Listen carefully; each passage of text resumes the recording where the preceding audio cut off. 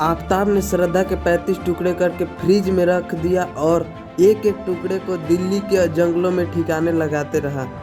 प्राप्त जानकारी के अनुसार आपको बता दें कि मुंबई के मलाड में रहने वाली श्रद्धा, जो 25 साल के कॉल सेंटर में काम कर रही थी, फिर डेटिंग ऐप के जरिए आफताब नाम युवक से श्रद्धा को संपर्क हुआ। आफताब जो कि फूड ब्लॉगिंग करता था, फिर दोनों के बातचीत बढ़ती रही और फिर आफताब ने श्रद्धा को दिल्ली आकर लिविंग रिलेशनशिप में रहने को कहा।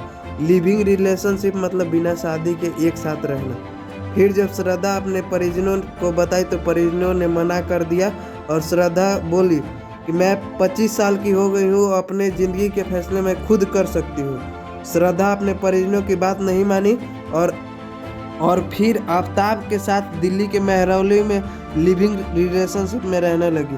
फिर कुछ दिन तो ठीक रहा, लेकिन कुछ दिन बाद जब श्रद्धा की शादी को लेकर जिद करने लगी तब आफताब ने उसे मारने पीटने लगा। फिर एक दिन दोनों में ज़्यादा लड़ाई हो गई और फिर आफताब ने श्रद्धा का गला दबाकर मार दिया।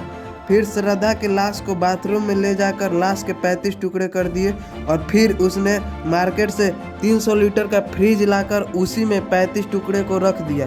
फिर रोज़ रात को 2 बजे 1-2 टुकड़े बैग में पैक करके दिल्ली के अलग अलग जंगलों में जाकर फेंकता रहा। जुलाई तक सारे लाश को ठिकाने लगा दिया। फिर वह अपना रूम चेंज कर लिया और दूसरे जगह रहने लगा।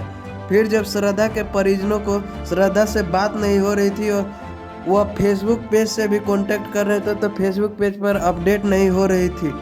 5 महीने तक ऐसा ही चलता रहा, पोस्ट भी नहीं कर रही थी।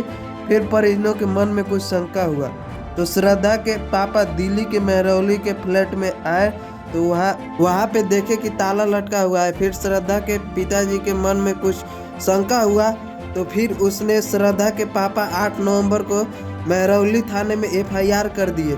FIR के बाद पुलिस ने 13 नवंबर को आफताब को गिरफ्तार कर लिया। फिर आफताब से पुलिस द्वारा पूछा गया तो उसने सारा सनसनीखेज खुलासा कर दिया। फिर बताया कि कैसे उसने श्रद्धा के मौत के घाट उतारा है। पुलिस उसे जंगल में ले जाकर टुकड़े की खोज कर रही है।